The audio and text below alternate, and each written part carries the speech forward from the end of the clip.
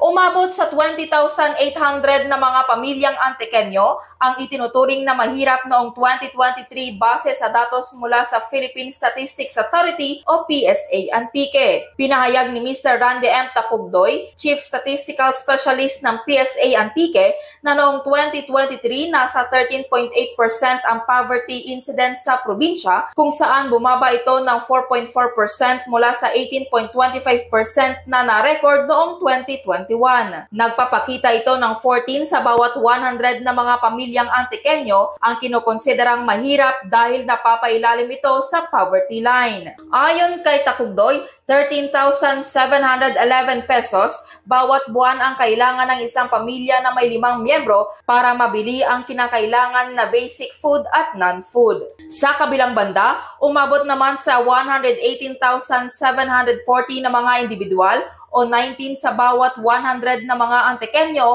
noong 2023 ang kinokonsiderang mahirap, kung saan bumaba ito kumpara sa 146,310 noong 2021.